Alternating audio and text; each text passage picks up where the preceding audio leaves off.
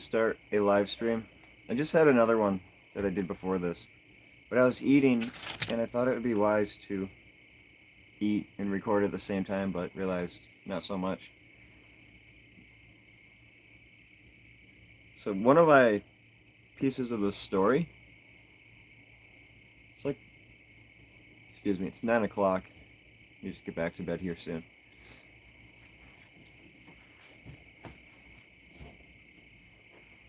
15 years ago, probably, maybe longer. My friends and I were building a BMX track in the woods. We had one. Okay, so we started behind his house. And one of the neighbors said, "Oh, this is nature preserve. You can't build it here." So then they moved us over. And then they saw how much we were digging. Then they forced us to stop that too. We were building a full-fledged BMX track. It was awesome. Anyway, before they moved us to the other part of the woods, next to the power lines, I was digging behind my friend's house. He went off to go somewhere, I forget where, with his mom. I think she was actually concerned that I was by myself. No, I don't remember fully. Anyway, I was building this jump, digging and working on this jump. And I dug the lip of the jump like this, close to a half pipe. We didn't have YouTube like we do now back then, so you kind of just figure things out on your own. And so the lip, was like this. And I went to try it out on my BMX bike, an Eastern Element black and white BMX bike. I don't remember all the parts on it. It was a really nice bike. Close to $1,000 bike. And so I went to test it. We had a drop-in over here that we built. It's like 4.5 feet tall. Pretty sure I dropped in and I rode to hit the jump. And since I made the lip too sharp, I accidentally, as a teenager, I'm not going to, laugh at myself or make fun of myself or tell myself I was foolish. I didn't know any better. Went up the ramp, and it launched me flat on my back, like that. And I just smacked and hit the ground. It literally was like, I hit so hard. I lost my ability to breathe. Like, it was a miracle I didn't die. I couldn't breathe bad. I tried to breathe, and I couldn't. It was like, I guess it would be the closest thing I will ever come to experience a concussion bomb. I hit so hard. I hit the ground so hard. It's probably how I broke my ribs too, by the way. Or part of it. And so when I landed flat on my back, couldn't breathe, literally like that, trying to breathe, nothing. Somehow it came to, somehow. Actually gonna cry thinking about this because it was so scary. When I fell, there's actually some comments here. No, it's alright, this was years ago. I flattened my spine and I whiplashed my neck. A couple minutes in, just kind of like tried to shake things off and realized I probably should have called an ambulance because I fell so hard. I just was a teenager and didn't know any better. Like, even when you're young, you just don't realize emergencies. I'm like, wow, that was weird. That's basically all I thought as a kid. I rode the bike home, or on my way home, pedaling like I used to. I miss those days. Every day I miss riding like that. But as I'm going home, my vision distorts. Really bad. Like, everything around me starts skipping. So typically you'd see an object and it would stay in place. But for me, it was going like this. Right after I fell off that bike. Horrible, horrible. And I started zoning out. Years later, I definitely had a concussion, post-concussion. Years and years later. It was so bad, I don't even know how I made it home. I have absolutely no idea how I made it home successfully because my vision was so bad. I've actually never told anybody about this. I don't even think my mom knows about this. She's probably just now learning about it. I remember riding down the sidewalk. It took a little while to kick in. It was interesting. It was like at first I was okay. I rode down the street and then hit the sidewalk. And then it kicked in. Even a little bit further down the sidewalk, maybe like a mile or two, I didn't notice it too bad. I was just so shooken up. Maybe my adrenaline was still pumping. And then it started to wear off, so then my body started, going into a parasympathetic state, and then everything kicked in. It was so bad, so bad. Literally, like, put your hands in like this, and then just imagine things just skipping around on you. And just, like, Star Trek warp speed, tunnel vision, well spaced out, trying to focus, and you not being fully there, but you're there. It was bad. So, next 5 years or so, I know there's a message in the chat, which I'll get to in here in a second. 5 years or so, I didn't drive a car. I couldn't. It was so hard. It was so hard to drive. It was only because of David Avocado Wolf, that I was able to drive a car again. I got into nutrition, which is he's actually, now I think about it, that was probably the birth of this channel. I understand that there are a lot of surgeons afraid to do surgery on those with EDS. I'm glad that they're afraid. Necessary, though. So I switched my diet. I got off all the garbage that I was raised on. No offense to my parents. Nobody knew better. And so a lot of the inflammation that I had been getting from the food was lowering, therefore not affecting my injury as bad. And so years later, 2022, 23, whenever I saw the EDS doctor, hey Laura, right? Laura? Sometimes I'm bad at names, so I apologize. Chickadee. Yeah. So years later, after suffering with this bike injury on my neck, I'm allergic to beef, so I can't have bone broth. I can't touch it. I'm like close to vegan, not vegan, by the way, I just ate eggs in my previous stream. I'm close to vegan, not by choice. And Sverge, if you're watching this, stay away from my channel. You know nothing about my situation. Unless you want, actually, welcome in. If you got questions, you can ask. I take back what I said. Don't clip me. Don't clip me, bro. Feel free to watch and listen. There's so much to my story. It's decades of story. Years later, I went to the EDS doctor after I figured out that I had ehlers danlos, when everybody told me I didn't. U of M told me I didn't. And they were the ones, while evaluating me, made me realize that I had it.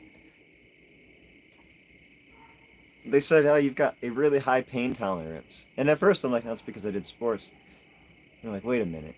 What do you mean high pain tolerance? I'm like, life hurts. And then they're like, oh, your abdomen's probably torn, and your... did they mention my ribs? I don't know.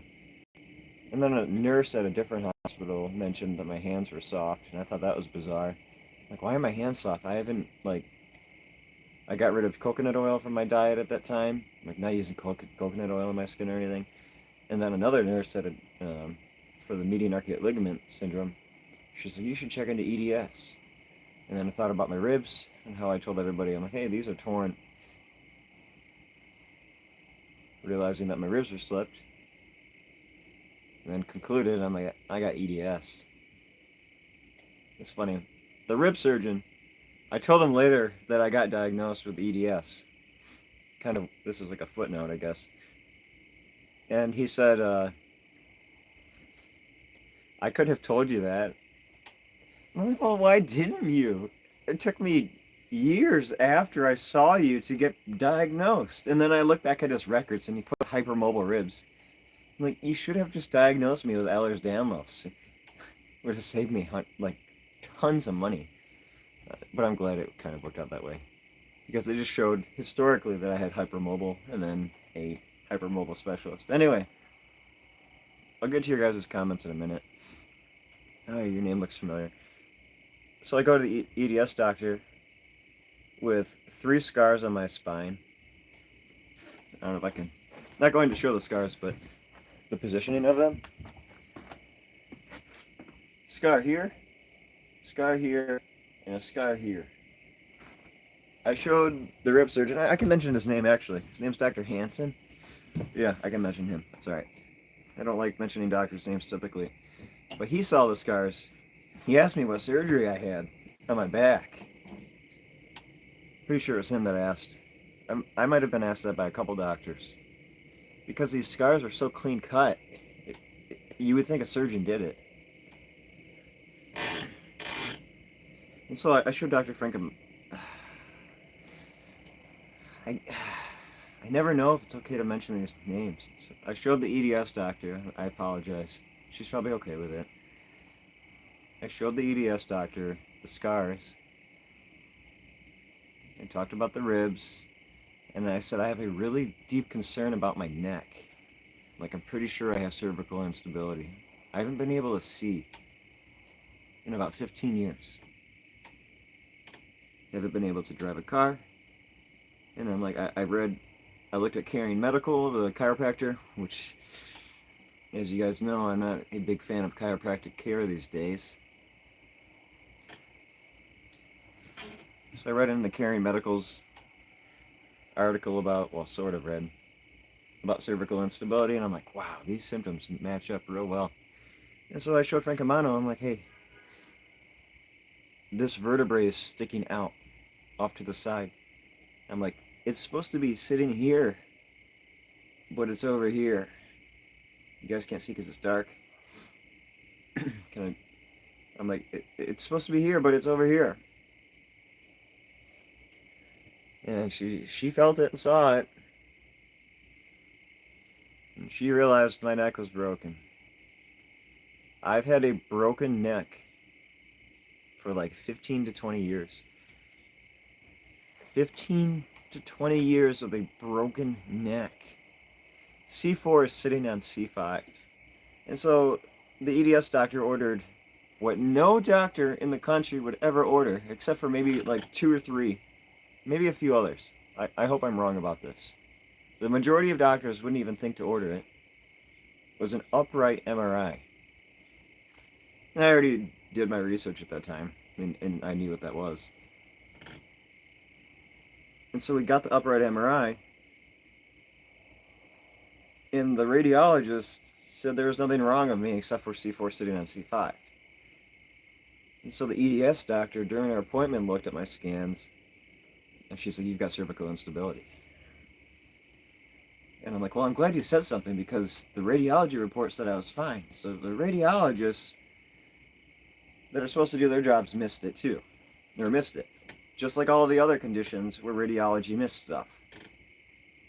Except for when I was in excruciating, agonizing pain with the median arcuate ligament syndrome at a Beaumont hospital. I was... My Moles is so bad you can't miss it. I'm lucky in that regard. The problem is, it's within human nature to not see something until it gets really bad. I know, just because it's rare doesn't mean you don't have it. Let me see here. I got a lot of EDSers on my channel now. I don't even know how that happened. I must have made a few EDS videos. I just don't even remember. Does bone broth help? It has collagen. I know it has collagen. Unfortunately, the only option that I really have is eggs and then protein from plant-based. And some of these beef eaters are going to be horrible on me with that. And there's, those protein powders, but I'm broke right now, so I'm not using too many of them. I really need to get one. There's that Naked Protein. It's like 20 bucks a month, but I'd rather buy merch for my clothing brand to grow my clothing brand than nutrition right now. And that sounds really crazy, but I really need to invest. One doctor said I didn't have EDS because it's rare. Then he said, "What makes you think you have it?" I said common sense. Let me read that again. I think that was what I said earlier. One doctor said I didn't have EDS because it's rare. Oh, because it's rare? Then he said, "What makes you think you have it?" Yeah, yeah. I don't know if you're talking about me or for you, but that's literally what happened. I should check that just in case. CYP 450. I'll do a brief on the SIP while I'm at it. And just because it's rare doesn't mean you don't have it. And that's alpha. Is it Siger? Did you know I'm related to somebody that was in Bob Seger's band? I probably just gave away my privacy. And Siger reminds me of Seeger. I'm probably pronouncing it wrong. Alpha Siger. I'm so sorry about your neck. Mine has not been straight since 1989. Oh. I hope it's not causing symptoms as bad as mine. It's only been 16 minutes. That's incredible. So this is actually a great intro video to do, now that I think about it, because this is kind of part of where a lot of things started, besides the scar on my spine. If I forget, I'll forget. Maybe my mom will remind me to mention the scar. Check out the ehlers danlos Syndrome Society. Yeah, I am part of, I'm aware. I don't know if you're talking to me or not. The EDS Society will do the proper test for it. Oh, okay. I think that was for Laura. Yep, me. I have checked them. So I talked to a specialist, a visceraptosis researcher I emailed, because I very likely have some form of visceraptosis.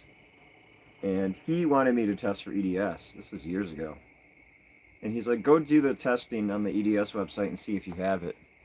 He's such a great guy. It's so rare to meet a doctor that actually cares about you. I emailed him just so desperate. And he was so quick to respond. And he's so helpful. He ended up working, the emails that he sent me, since he was a medical professional,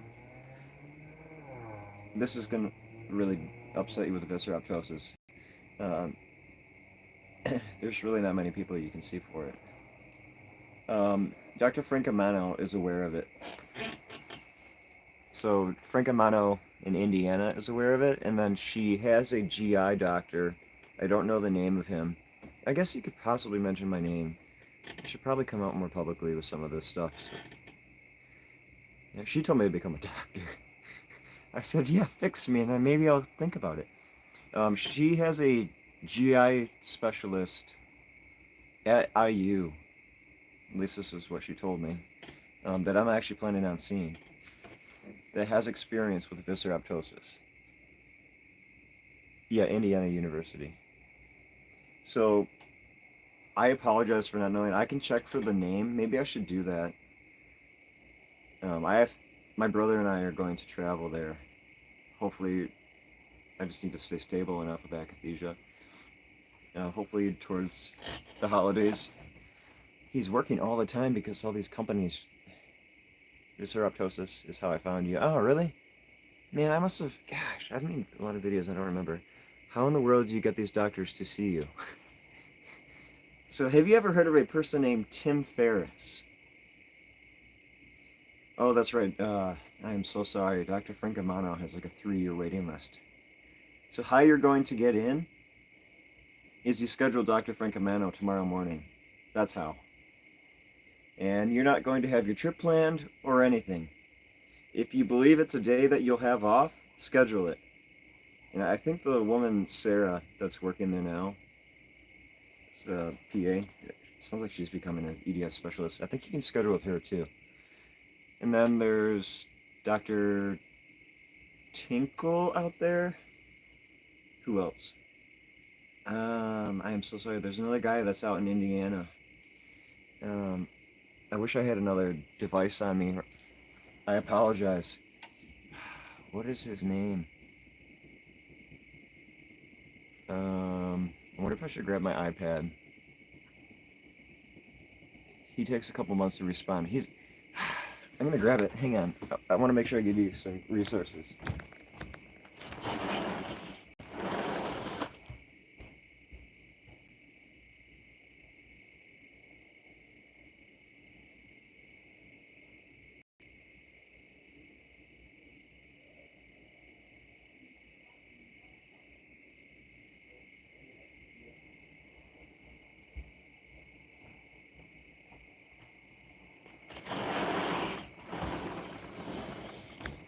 I'm going to crash tomorrow, but that's okay.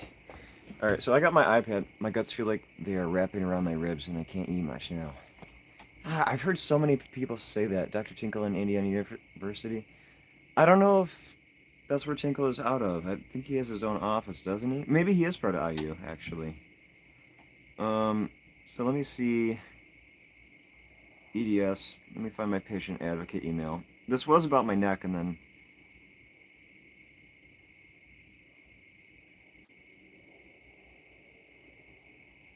Okay, I think I found it. Nice. I just almost went into akathisia on video. That would have been horrible. Hang on here. Let me check.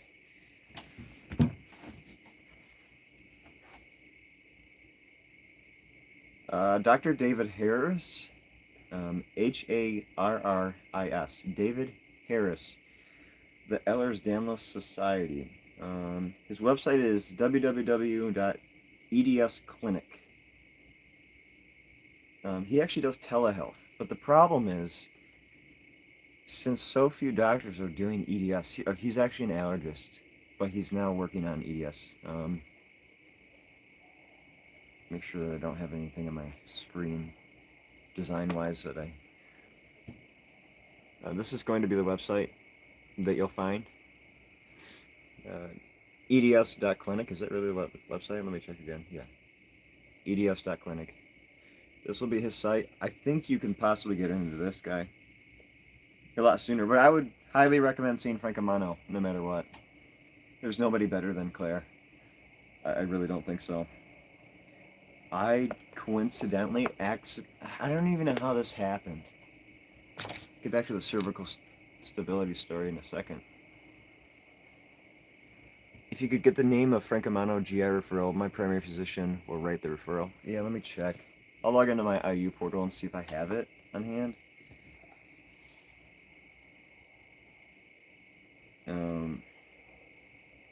I think he's actually done, I think he's a surgeon, and he actually did surgery. My IU, I think he legitimately has surgical experience with visceraptosis. That doesn't mean he's good at it. Is anybody good at something that nobody knows about? Like, visceraptosis, I understand if nobody has experience with. But when there's like a brain injury such as akathisia, there's really no excuse these days. Come on. If you give somebody a drug and they just snap, there's no excuse. No excuse whatsoever. So can you sign in with... Okay. Sign in with Google. That's new. 9:30. I'll go to bed at 10. I can handle that. Yeah, I'll try and get that doctor. I'll really try. If I can't... Yeah, visceraptosis is really rare. But... So if anybody tries to tell me... I'm going to say this in the video. If anybody tries to tell me that visceraptosis is because of veganism or any other diet, which I'm not a vegan, if anybody tries to tell me it's because of that, visceraptosis is so rare, it's so rare, there is no way, absolutely no way. And I'm not making medical claims. It's just, it's that rare. But I will say this, I'm going to contradict myself now. They're starting to believe that EDS is not as rare as people thought. Yep. Which means that possibly visceroptosis is probably not rare. There was a guy in a hospital, he was an elderly man. Every time he laid down, he couldn't sleep. It's a symptom I have. Body would go into fight or flight and he couldn't sleep.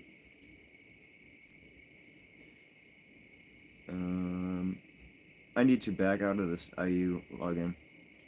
Check the comments here. See, it's like I can retain information, and it's really frustrating that I can't just learn about this stuff for everybody. Although I need to focus on myself makes it a lot easier. Enteroptosis as an ICD-10 code, case 63. Gastroparesis. Oh wait, gastroptosis. Sorry, it's 3184. See, yeah. So I don't know what the code numbers are actually. Are those indicators of rare, or is it just that there actually is a code for them?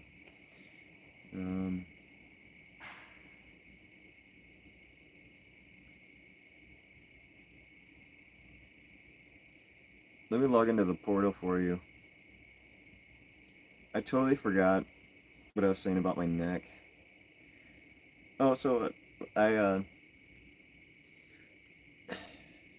got the upright MRI, and the EDS specialist diagnosed me with cervical instability.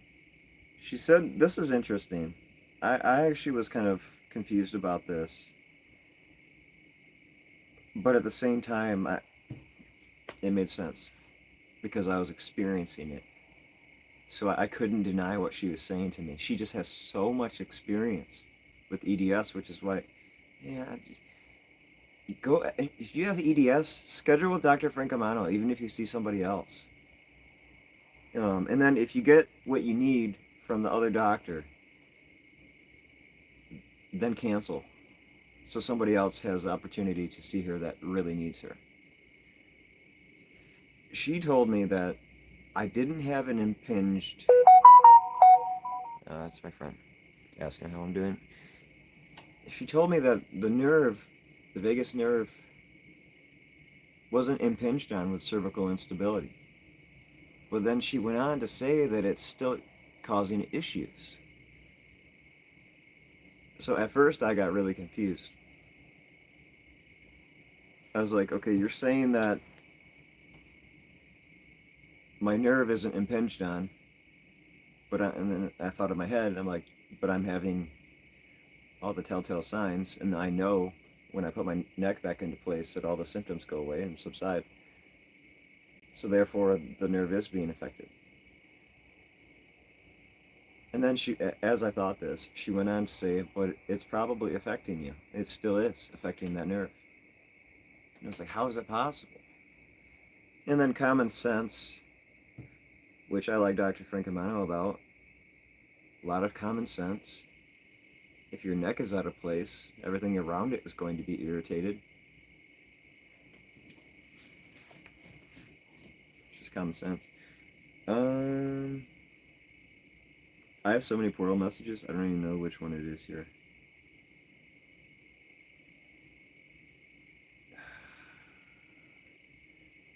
Question is, do I start from the top of these messages or the bottom?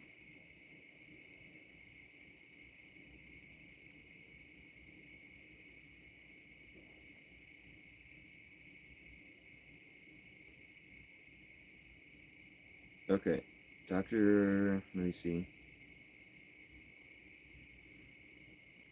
I'll have to call and make sure because it's been, when did I get this email? I got this email at the end of April, which is really bad. Health and poverty really messes with you.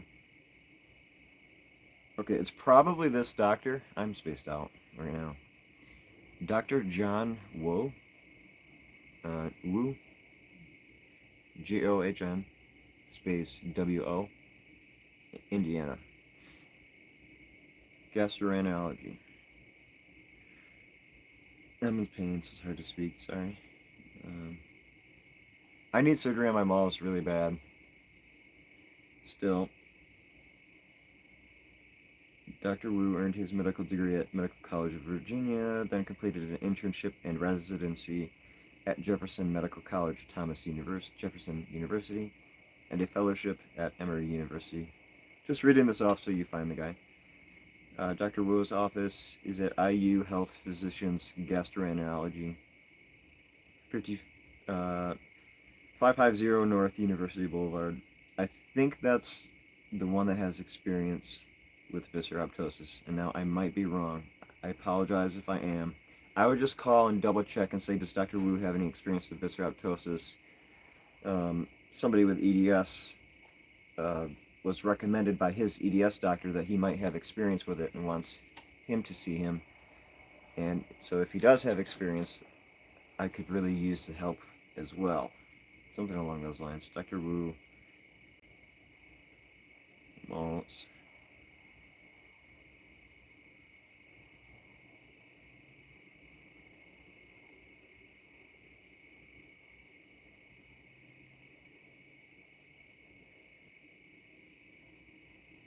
I needed like a AI transcriber while doing these live streams because my memory's so shot. How do you spell his name? It's literally John. I probably already spelled it, but I'll do it again. John space Wo. Like Wu, as in Mandarin Wu. I'm assuming. My gut hurts so bad. I think I had akathisia today because of fake olive oil. There's a book that I'd highly recommend my nutrition followers to read. Some sinful stuff in it, but it's called Extra Virginity. Has nothing to do with what you're thinking. It's talking about the scandalous olive oil industry. John, John. So the American name John, and then the Chinese name Wu. Strange, right? Here, I got you. I just sounded like a Detroiter. You see that? This is not a medical recommendation, by the way. This is just a doctor that I'm scheduling to see that a specialist said I should try. No, my pain kicks in. So the more fatigued I get,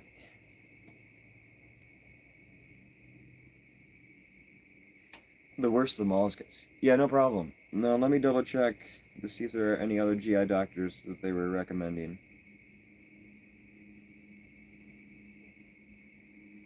So they wanted me to see him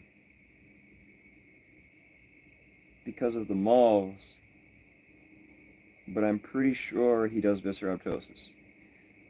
So let me see. I messaged them. I said, HIPAA, be careful. And if anybody has malls, there's a few IU surgeons that do malls. I don't know if they're any good. Mentioned a couple surgeons from IU that have addressed malls as well. Just in case.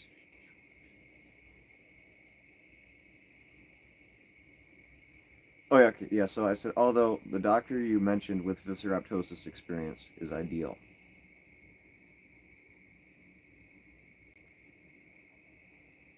You know what's great about these EDS doctors?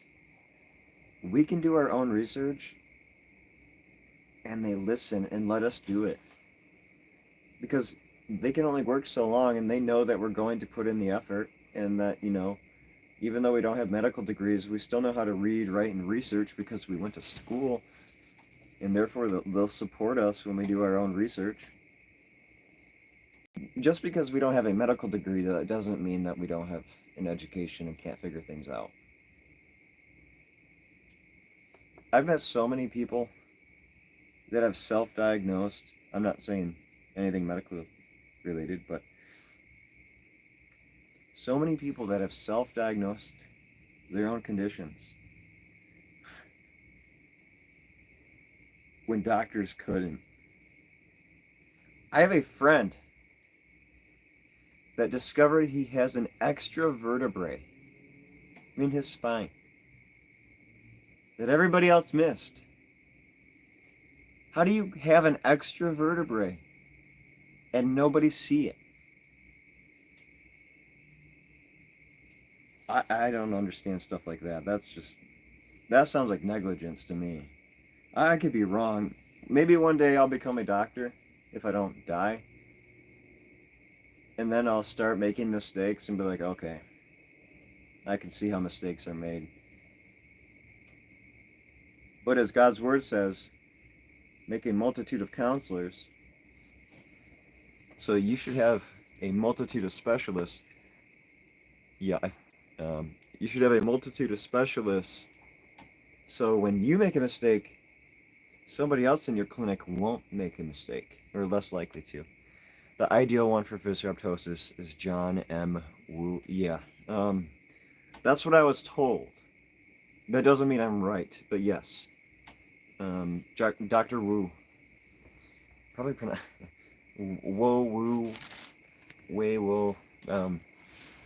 I was recommended to see him, and I'm going to be calling to schedule him. Hopefully soon. I'm only talking about I don't have my lavalier, or don't have a lavalier on me.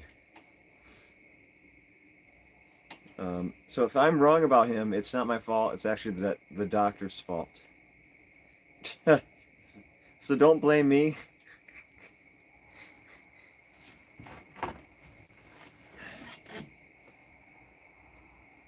So am I done with the cervical instability talk?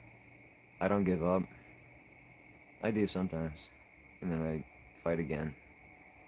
I will try anyway. Yeah, I would. Never. Yeah, try. Okay, so I remember you asked earlier, how do you get into these specialists? If you can find this, multiple counsels, yeah. It's funny how all this is in the Bible, but at the same time, some of you might know him, Tim Ferriss. My brother bought me his book for Christmas once. It was such a big book. It was like this thick. I didn't get through it. I was reading some of it when my mom went to a doctor's appointment and I was reading some of it. Tim Ferriss made a really good statement once. He offered college students, I think it was $10,000, to reach out to somebody famous or rich, I think. Like celebrity status. He says, anybody that reaches out to a celebrity, I'll give you $10,000. And nobody did it. And so the next year he went back to the school again. This was a life-changing thing for me. This changed my life. I'm so glad I heard this from Tim Ferriss. So next year he said, I'll give somebody $50,000 if somebody reaches out to somebody like the president. You should look up the original story of this. Mine's not very accurate. Once he mentioned 50 grand, then people were like, okay, I gotta try this. He actually, people got in contact, it might have actually been with a president. They started getting in contact with celebrities and other big people. And so, I developed the akathisia early on, and it really messed with my head, as some of you might remember. Once I kind of came to from, I don't know how, once I came to, I remembered Tim Ferriss saying that, and then all my entrepreneurial experience that I had accumulated back then built up. Woke up again, came back to my head. I was like, oh, I gotta email this researcher, I'm gonna email that doctor, and this person as well. And so then I just started reaching out to these bigwigs, and they respond. Like this forensic scientist, a bigwig, responded. You'd be surprised. Very surprised. And sometimes it's hard. Like, I'd say, like, if you tried to see somebody, I don't even think he's in practice. Let's say, like, Dr. Lemke, Anna Lemke, the Dopamine Nation author. You might have a hard time getting in to see somebody like that for whatever, I don't know, what your health issue would be for her. We actually reached out to her, and she was on vacation and had to get back to us. She's celebrity status medical, and she emailed back. Please don't go emailing her just because I said that. Just don't do that. It's just an example. I know you guys won't. I just know maybe a couple followers in here might do something like that. So you'd be really surprised who responds. So now one doctor that we could not get in touch with. We've had a couple actually that we were really shocked at that we couldn't get in contact with. And I'll give you another advice about Mayo Clinic. Please remind me if I make a mistake on this.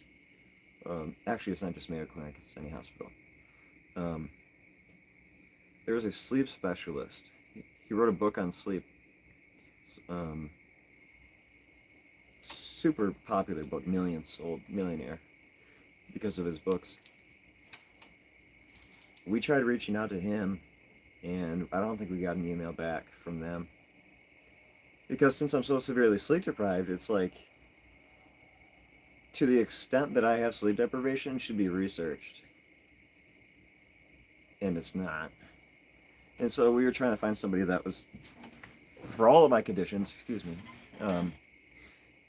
I'm only going to the best of the best. I remember I had a family doctor.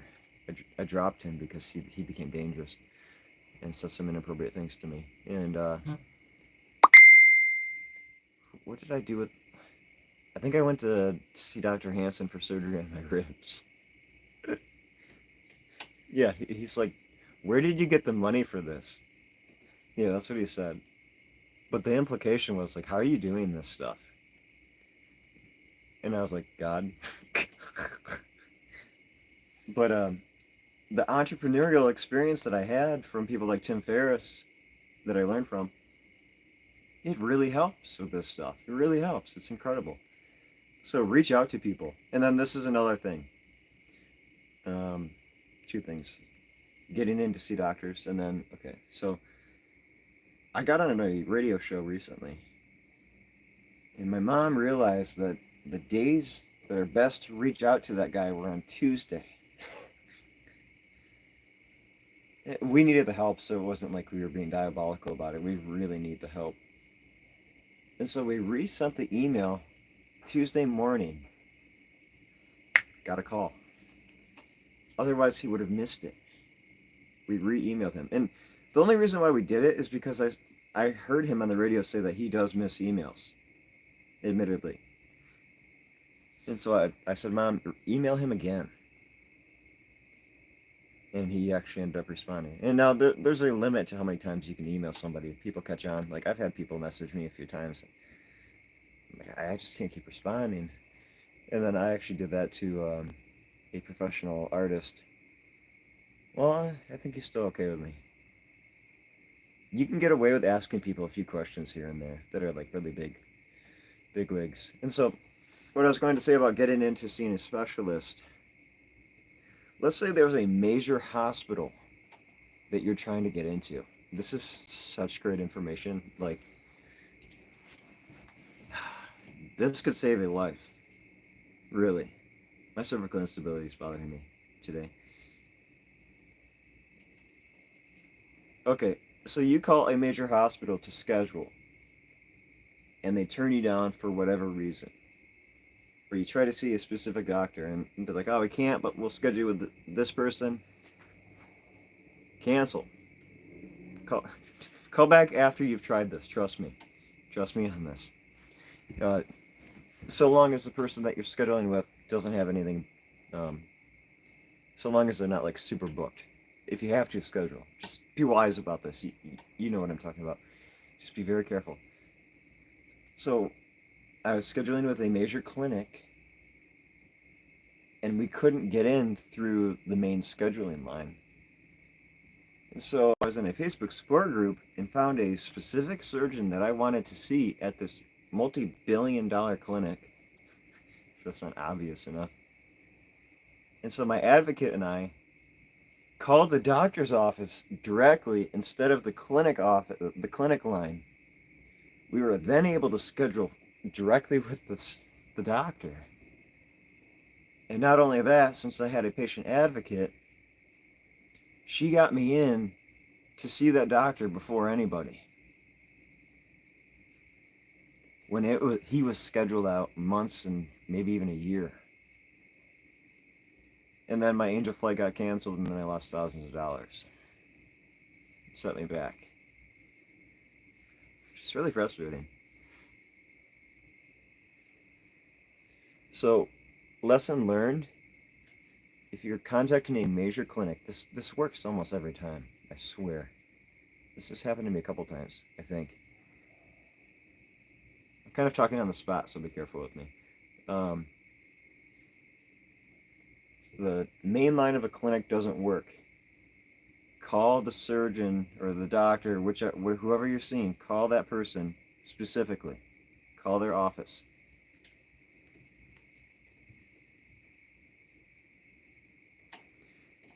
And one thing you can do, now think about it, this might work. My advocate's really good at this stuff. I'll be on her podcast soon. You should possibly follow. Yes, I can mention now. It's Pathway Patient Advocates. I can mention that now, publicly. That's good. Pathway Patient Advocates. Super expensive, but super good. She has the Tim Ferriss gene in her. And now you still have to do your own work. But anyway, so what I was saying, one option, if you call this clinic, in 46 minutes, talking for 2 hours, almost. Call the clinic and say, hi, I'm trying to get in touch with so-and-so's office. Could you help me out? And you might have to figure out how to word it so that they'll forward you to the office, because typically they'll be like, are you a patient? Like, no, but I'm about to be. I don't know. Just word it in a way to where the clerk is kind of like, okay, I'll forward you over. You have to like feel out the conversation, or say, hey, I need so and so's phone number because I need to get in contact with their office. Could you help me get their number? I'm having a hard time finding it online. And you're not lying. And so then they'll give you the phone number of that doctor. That could be one way of doing it. And then you schedule with that doctor specifically. So instead of going through the big door where everybody's in line, you've suddenly got a back door as if you are a musician going into your concert. No, seriously, this works. It's worked with me before. Doesn't mean it's perfect. Live chat. That's what I'm concerned about not doing right now. I know there's typos, so I can miss the opportunity to get help. If anybody's trying to see Frank Amano, you got to schedule tomorrow.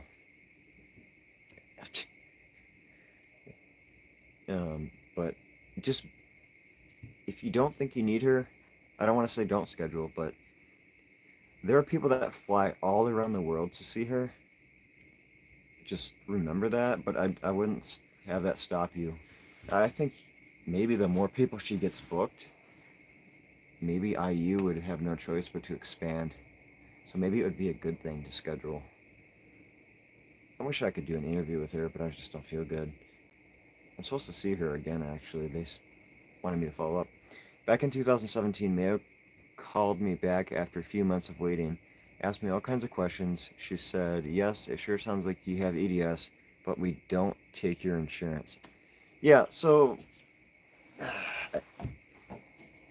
I'm glad you said that, because I had somebody leaving a comment in one of my videos. The EDSers will know all this stuff. I think I just need to build a better community on my channel now. It's really frustrating. Oh my gosh, it's like I'm going through what David Wolf went through. Not bashing on all my subscribers. He said he had to back off from the vegan community. Not saying mine's vegan. But he had to back off from it because they were just so ridiculous he couldn't stay part of it. But you guys understand. So I had somebody leave a comment on one of my videos, just in caps lock, scammer. And then I said, well, what are you talking about? And the person left. I shadow banned this person from my channel. Well, is it shadow ban? No. I just muted the person from my channel because it was just so absurd. I asked the person, what did I say? I'm like, well, what do you know about my situation? I'm like, what's a scam? What have I said that's a scam, right? And the person said, I did my own research. I think that's pretty much all they said in the response back to me. So I asked, well, what's your research that you did? And so the person said, I left a comment somewhere else on your channel about it, blah, blah, blah. You know, I pulled the Frank Turek, how did you come to that conclusion thing? And the person had no answer. And I was just I'm not putting up with people like that when my life is on the line and I need support. And then I got people looking at my comments and somebody saying, Brandon's a scammer. And then they have no data or anything to back it up. And then, okay, so what I'm saying about this, why I'm saying this, is because Laura said Mayo Clinic doesn't take your insurance. I should interview my advocate if I get a chance, if I can get the akathisia back down, assuming it's just an allergy. A lot of people think you could just easily get into Mayo Clinic. It's not easy to get into Mayo Clinic. It is so difficult. And then one of my subscribers, I think they're subscribed now, hopefully. They actually work at Mayo Clinic. I hope they're watching, actually. That would be great. If not, I'll try and make a video about them again. Or maybe comment back to them in my video. They asked me a bunch of questions. Where was I going with this?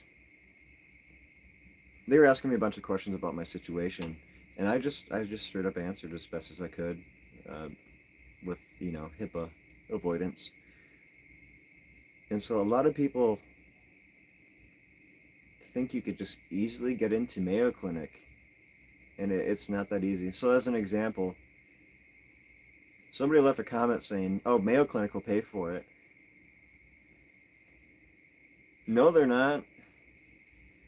Mayo Clinic's got a charitable part of their clinic. If I'm wrong about this, correct me. They don't have anything charitable, and then I think what they do have charitable, you can only do if you've already been there. So I remember I called in, and my advocate called in too, to try and get some sort of charitable support to get to Mayo Clinic, and it was just non-existent. So when you say insurance doesn't cover Mayo Clinic, I don't doubt it one bit at all. Not one bit. I need to this right. I'm scared of messing up. Mayo should take Anthem or Athena. Is it Athena? I don't even know how to pronounce it. Atna? I don't know. I haven't read every insurance. That's what I have. The Florida location should take your insurance. Oh, that's interesting. She said WV won't pay. Blue Cross Blue Shield, PPO, pays for close to everything. But I'm paying $516 per month for it, which is why I've been asking my subscribers for help. But I have to stay on it because I have akathisia, and I cannot end up in a hospital in the ghetto ever again. I cannot. One of the doctors from the ghetto, it is what it is, it's the ghetto. One of the doctors there is going to prison, like I mentioned either in this live or the previous live. I cannot use a cheap health insurance. Those doctors are so terrible. I even had a family doctor that was in that town that said that hospital needs to be shut down. Anyway, I'm getting tired now. I gotta get to bed. One of the issues that I've been having is I have to lay down for a nap and then sleep vertical. So I have the neurological okayness. Lay down for physical rest and then sleep vertical for my brain. It's really messed up. What did he do? What about Johns Hopkins? I don't know who's talking to who. I'm trying to remember what I was talking about. I'm getting tired. My advocate and I, we both looked into the charitable side of Mayo Clinic and it just didn't exist. And so I've got people leaving comments saying Mayo Clinic will pay for this and your insurance will pay for that. Your insurance will pay for travel and a nurse. And I'm like, where are you guys getting this information? Where?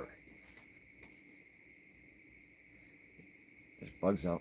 I'm like, if this is true, call me. I'll give you guys my phone number if this is true. Give you my direct phone number, personal phone number to get this information on how to get a free travel nurse and free Mayo Clinic appointment. If that stuff is true, give me a call. That's what it's literally having people say that this stuff is free. Wouldn't that be nice? I'm glad that you guys are able to communicate in the chat like that. I'm really bad at these. My eyes are getting blurry. Gwinnett Medical Center needed to get shut down. Yeah. There are probably a lot of places that need to get shut down. What was I going to say? Also, speaking of Mayo Clinic, there's a doctor. His name is Dr. Knight. I don't think there's anything wrong with saying his name. So I need to go to the Minnesota clinic. And then if the surgeon there can't help, coincidentally, Dr. Francomano met Dr. Knight in Rome. I think it was Rome during an EDS conference just a few months back.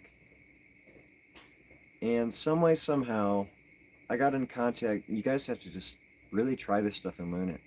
It's hard to explain. Just try reaching out to these people privately. I think maybe the visceraptosis researcher recommended him. That might have been what happened. So Dr. Knight in Florida, at the Florida Mayo Clinic location, he said, go to Minnesota, and if they can't figure it out, come see me. And so I told Francomano, I'm like, yeah, there's a chance I could see Dr. Knight. And she's like, oh, I just met him at a conference in like Rome. Rome or Russia or something. I'm like, what? So this stuff is very, very niche, which is very concerning. Which is why I would like this nightmare to end so I can move on and talk about other things in my life. And there's a visceraptosis researcher. Oh, I wouldn't say researcher. I apologize for that. Not necessarily a researcher. You've probably read his PubMed article. He published a PubMed document. And he had a client. He took photos of the client, and I think he's the one that diagnosed him with EDS. You've probably seen it. Did we meet in the Facebook group, by the way? I don't know how we met. Maybe it was a video. I should probably start using condition names in these videos. Third leading cause of death is medical negligence. Yeah, probably first leading death. After sin. Yeah, the first cause of death is sin. The second cause is doctors. That's a joke. WHO, don't shut my videos off. It's only happened once. Yep, I know it's scary. Yeah, so this one doctor did a PubMed. He posted a PubMed publication. And I emailed him. And that's another thing I learned from the EDS community. If you have a condition, it was a video. Okay. We met by a video. If you have a rare condition, go on PubMed. This is what somebody from the EDS community said. I'm repeating myself here. and contact the doctor that wrote the PubMed.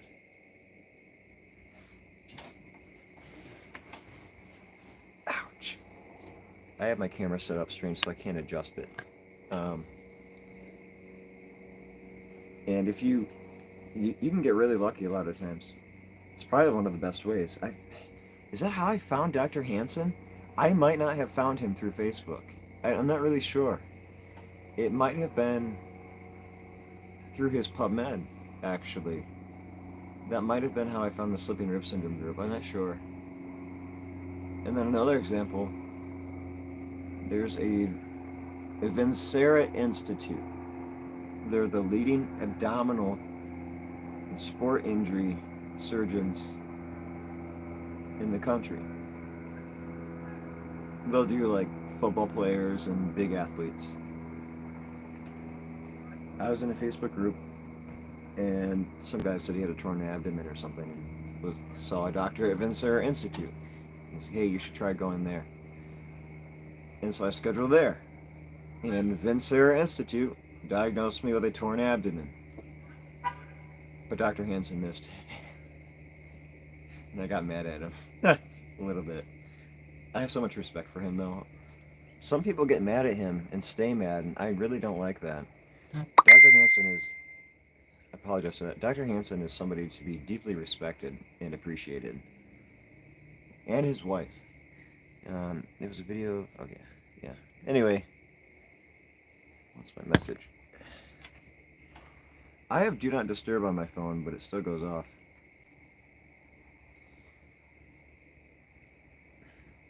See, I wish I could do videos like this every single day. You guys have no idea. What am I getting? Mom, I'm not mentioning Auntie because she's probably angry at me.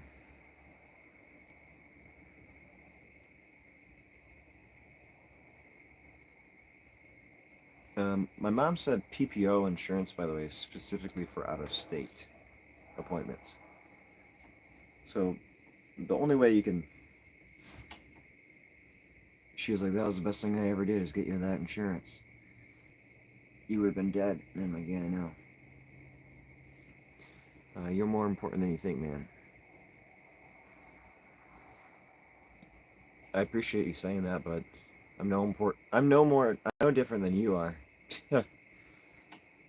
The cool thing about what I do, I really love what I do. I really do. I love tying entrepreneurship into the medical and nutrition and everything else. And then the wisdom literature of the Bible is just so cool how all this stuff can tie together so well. It's called wisdom, skillful living.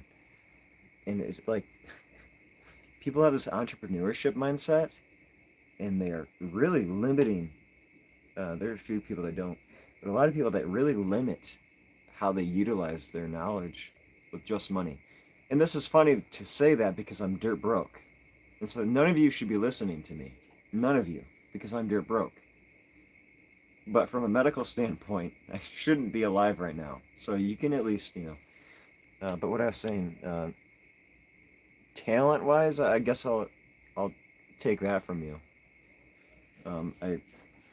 Thanks for the compliment. But otherwise, you and I are no different. We are equally made in the image of God. And so God loves me infinitely that way, and God loves you infinitely that way. Or in all directions, rather. So his love for you and appreciation for you and I is the same. And my mom's getting jealous right now. Oh, so God loves so-and-so just as much? And I don't feel special. And that's what my mom would say. But yeah, so entrepreneurial books had really helped me. But now the problem is I'm so sleep deprived. I cannot read. I'm struggling to write. I should be careful how I say this. I can to an extent. But I'm so sleep deprived and agitated, I can't do much. So, like, I'm trying to start my apparel brand, Kadosh Life, or shop.kadosh Life.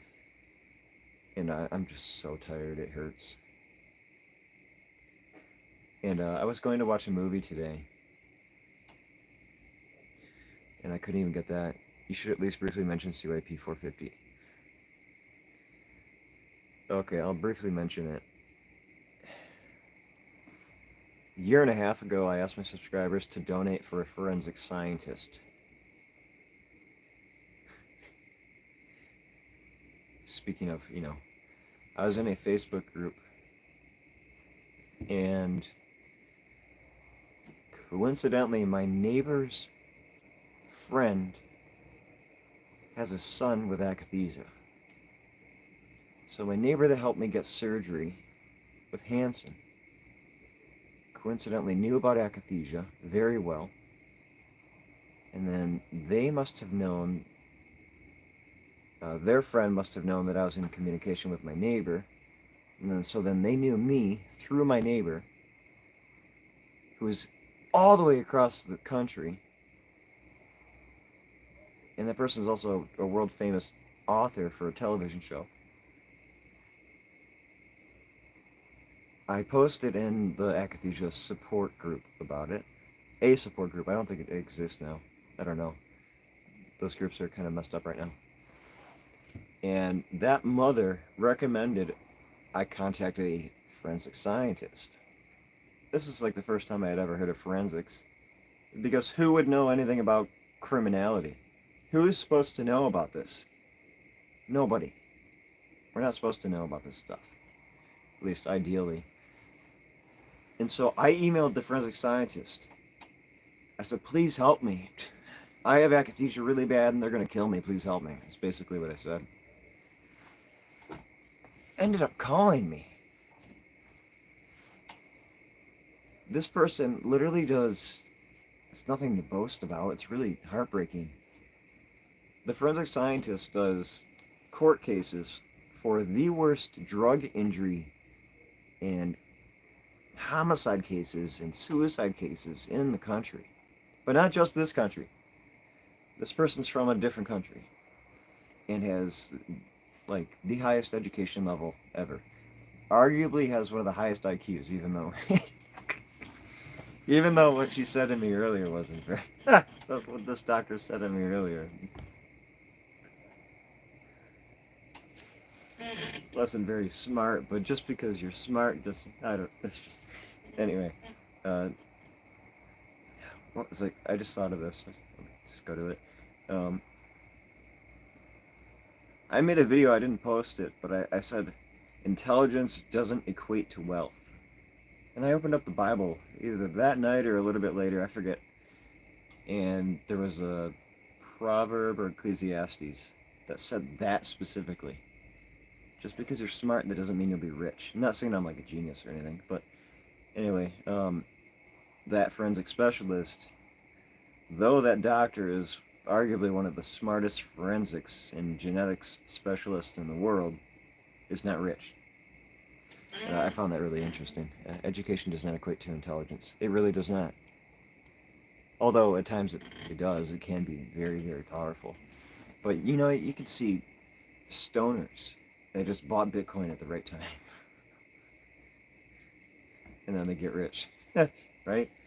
Anyway, so I hired this forensic scientist, hired the forensic scientist to do a genetic analysis of a gene report of a gene test that I got done from a psychiatrist that claimed I could metabolize their rat poison. Freedom of speech is really wonderful in America. I told the doctor, the psychiatrist at the time, your pills are making me sick, is what I said. Very kindly at the time. But since I'm on my YouTube channel, I can be entertaining, right? I had a friend the other day, she says, how are you so nice to people that are so horrible and evil to you? I don't know. God. So this psychiatrist that threatened to take me off a medication that would have killed me, threatened to take me off of it if I didn't take her pills. I said, I can't take your pills, they make me sick. So she ordered a gene site test. And it's like a swab genetic testing in your mouth. And then the genetic results from gene site came back. Everything was in the green except for like 2 drugs. And I'm like, that's not right. And I'm like, I don't know anything about this stuff, but I know that's not right. I'm like, how are only 2 of these in red? If 1 is in red, then at least a dozen of these should be in red from just common sense. Common sense. Common sense. Yeah, she attempted to coerce me as a person in position of authority. Yeah. Thankfully from Danielle Vitalis. I was like a teenager. He talked about authority bias. Don't be afraid to listen to people randomly and learn this stuff. It saves your life. It's almost regrettable to be alive by knowing things. Anyway, this coercive doctor, which has happened to me numerous times, she should have been sued. I talked to an attorney and said that she should have been sued heavily. He said that she gave me a cocktail of drugs, like a witch's cauldron, that I shouldn't have been on a single one of for akathisia. None. Absolutely none. And so this doctor was so childish. So childish. She pulled out the gene report, and I said, ma'am, these drugs make me sick. Just please give me the benzo and let me go home and just deal with my health stuff. I'm like, I gotta get surgery. I'm in heart failure. I don't want to be taking this stuff, and your Seroquel is messing with my heart. I'm like, I can't take your stuff. It's making me sick. And then the last time I had Seroquel, I was in a hospital, and the walls are spinning, and my heart I felt the heart issues kicking in, and my blood pressure got really low, and she's like, nah, you have heart failure? No, you don't. And then so I showed her the documentation of 30% ejection fraction. The fatigue kicked in. I hate remembering this stuff. And so she pulls out the gene report as I say that I'm getting sick, around this time frame. It's not a perfect story. The time frames are so hard for me. And she literally, this is a grown woman, not on YouTube entertaining or whatever. She just says, she starts smacking her hands like this, like a little child. And she says, science, science, science. Literally like that, a grown woman saying, science, science, science. I better not wake up my neighbors. Take these drugs. Literally like that, like a big grown baby. Saying, you can take these pills because the science says so. And I'm like, but they're making me sick. Your pills are making me sick, woman. Your pills make me sick. Your science is wrong. And I knew it. I knew it from day one because I'm not stupid. I'm not stupid. If I take something and it makes me sick, therefore it makes me sick. Common sense, right? It's like, as an example, allergy testing is not very accurate. And even an allergist would say, okay, if you're having issues with this food, maybe you've got an allergy to it, even though it's not showing up. And so with these meds, I'm like, they're making me sick, ma'am. Making me very sick. But science, science, science. And I'm like, blank your science. Sorry. So I was actually I've always been composed around these people because I grew up around disordered people. So I wasn't very surprised. But I knew in my head, I'm like, there's just something wrong with this. And I didn't know what to do, though. That's one of the issues, is I never know what to do at the time. Not until later. And somehow I survive. There's only so many times that I'll be able to stay alive from this negligence from these people. No, seriously. And so this is where I go back to the story of I got recommended from my neighbor's friend across the country. My neighbor used to live on the other side of the country, to hire the forensic scientist. And so the forensic scientist takes the gene site report and looks at it literally within like 2 or 3 minutes on the phone of her just briefly looking at the genetic report that GeneSight did. She's like, oh, no, no, no, no, no. No, no, no. That's literally what I'm hearing on the phone. And then blank, blank, blank, curse, curse, curse. She's like, oh, no, no, this is going to take me a really long time to do this report. And I'm like, what? She's like, oh, your metabolism, your metabolic, your SIP is not good, not good. She's like, I can tell right away you cannot metabolize these drugs. And I'm like, I know. But the psychiatrist, science, science, science.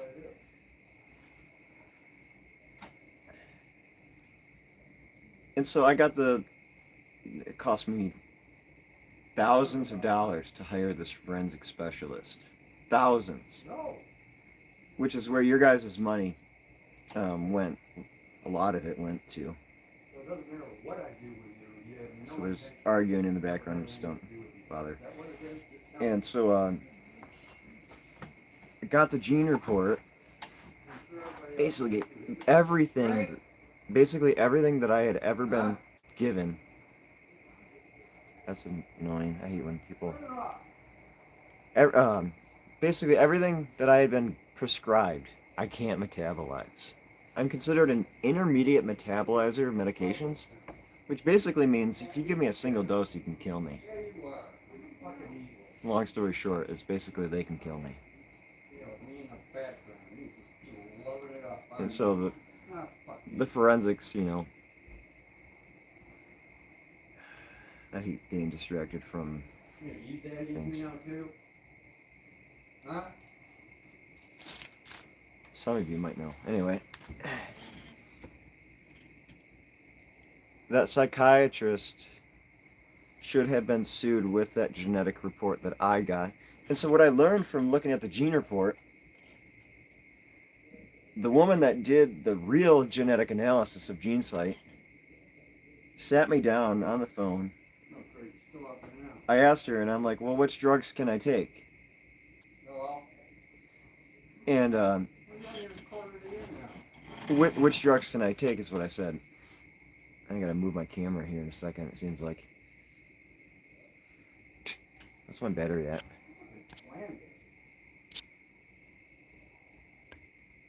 Okay, I'm good to go. And so the forensic said, well, look at your gene report. And so I was being educated on the phone on how to look at my CYP450 genes. And so the drug I forget which drug it was at the time. She didn't want to tell me which ones I could metabolize and not. She wanted me to figure it out on my own. And I am sleep deprived.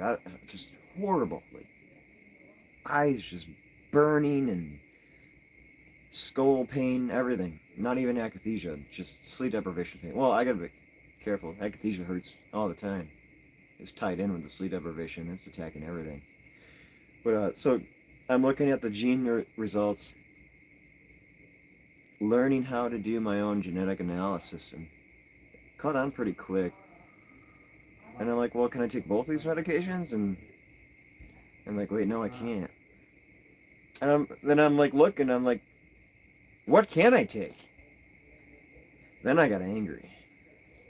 I got really angry. I can't take none of that stuff. And so I talked to another psychiatrist, which is a caseworker got me an appointment with a psychiatrist, which I deeply respect, by the way. Much respect for this guy, as of right now still. Yeah, respect can come and go very easily.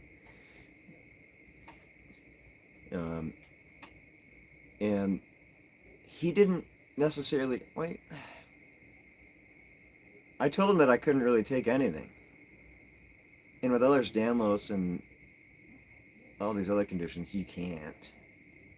It's like, you could be sensitive to a drug, or the complete opposite, you need more of the drug. And for me, I can't even have a pinch of this stuff. Even just transdermally, this stuff makes you sick. So even just handling pills, it gets me. So this guy I talked to that was a forensic psychiatrist or something like that, he didn't believe that I couldn't take these drugs. I'm like, dude, I can't even eat kale without getting sick. That's what I was thinking. That's like, I can't even eat kale. Meanwhile, everybody thinks I can take their drugs. And so one of the issues, you don't have this in the herbal community. Well, it's getting, now you sort of do. No, it's always been there. You've got the extremists in the natural health community, and then you've got the rational-minded herbalists. I guess actually, now I think about it, it's kind of fading away.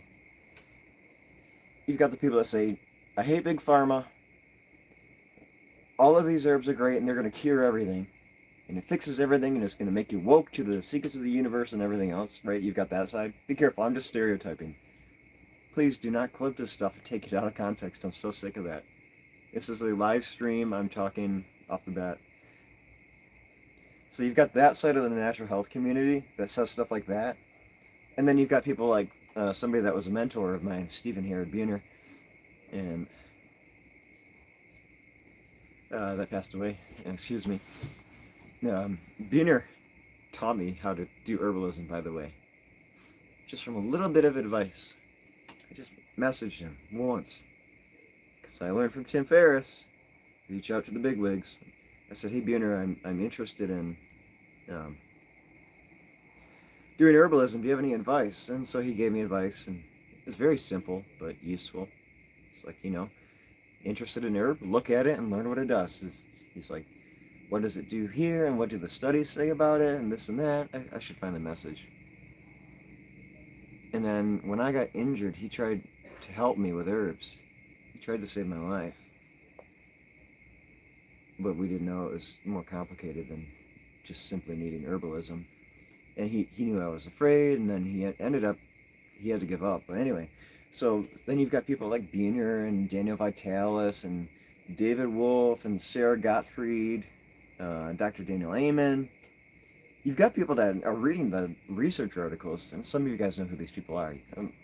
90% of you will at least know Dr. Daniel Amen. He's super popular right now. And then you've got like Mike Adams, who spent millions of dollars on his own lab.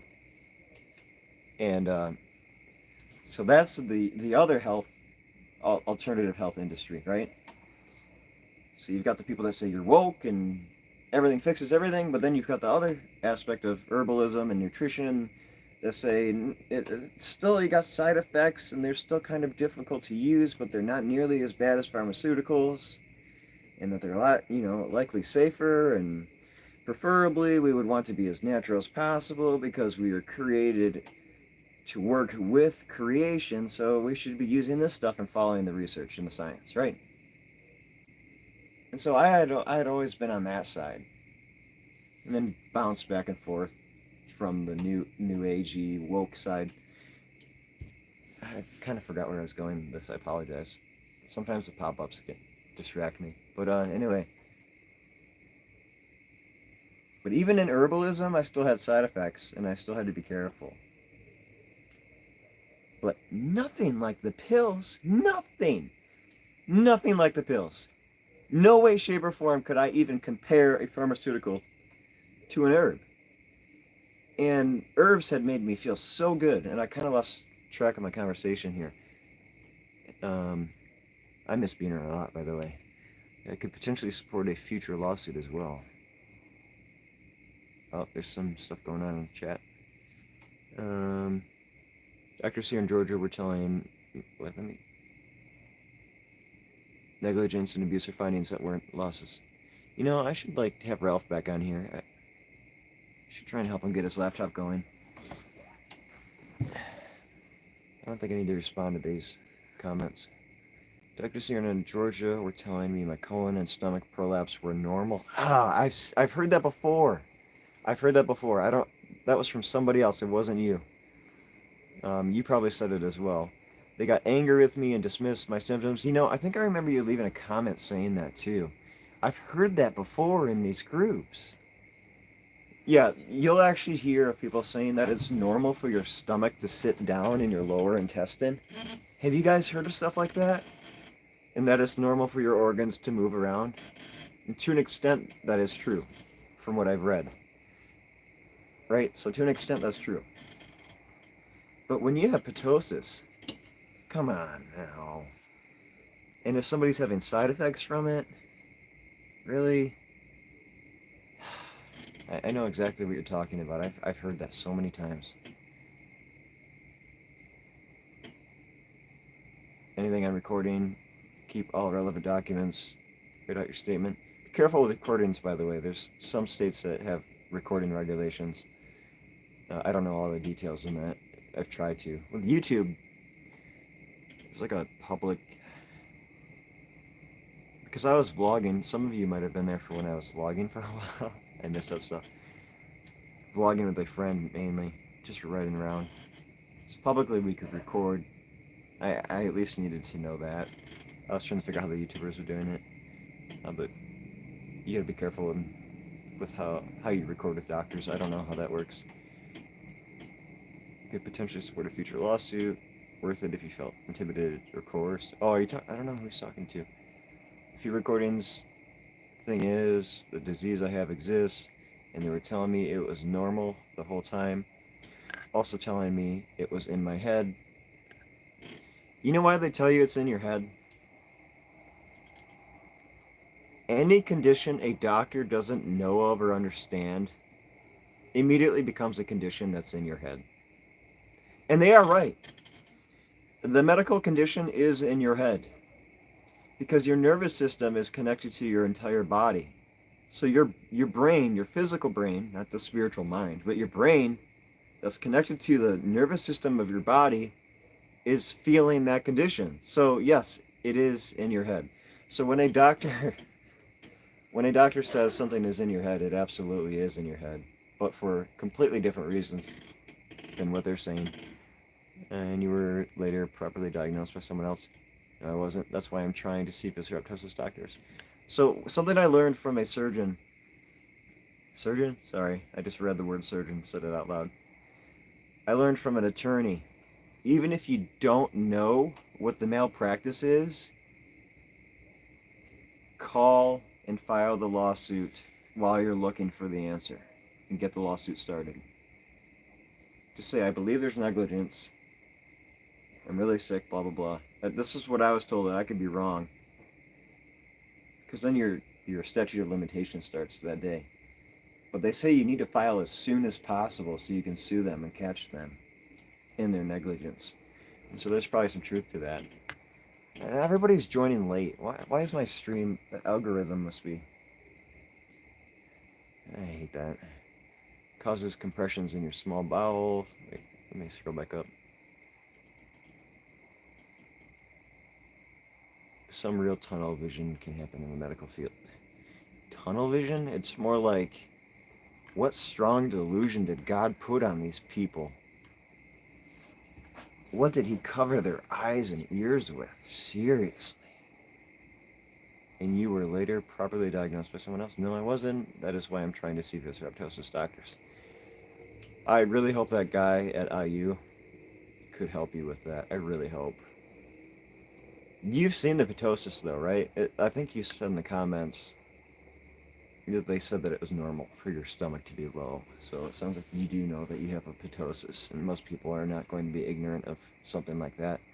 So I don't doubt you when you say something like that. Didn't one doctor offer to take out your rib?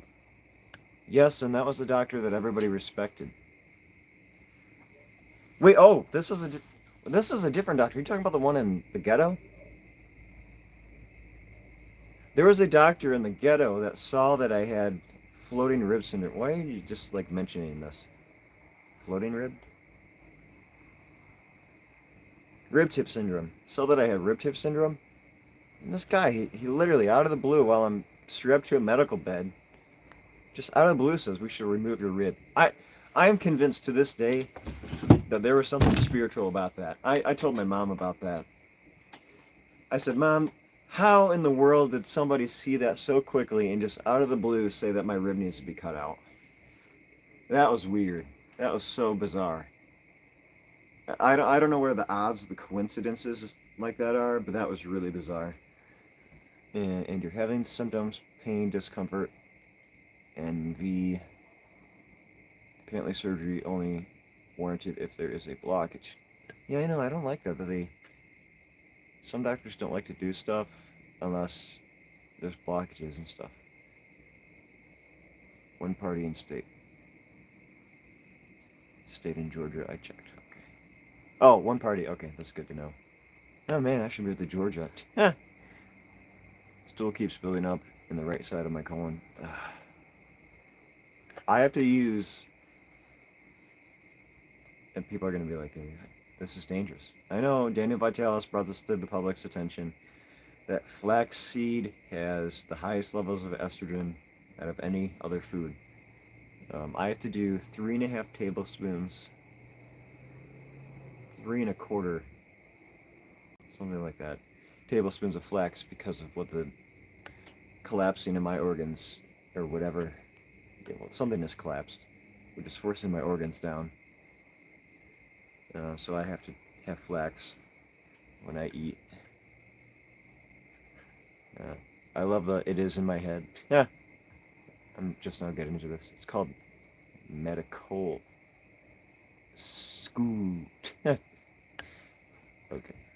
Also, Emery found extrinsic compression in my duodenum, and my gastroesophageal junction fell 40 centimeters, and they did nothing. So you do have it documented. Call an attorney immediately. So if you have something like that documented, problem is they're not going to understand what it is. But I would call an attorney and say that you do have that. I agree that you should probably reach out to an attorney, and I think I can make recommendations like that. Yes, constipation. Have you received a second or third opinion? Have you received a 20th opinion? That's the experience that I've gone through. Yes, but they keep dismissing it. I asked how long.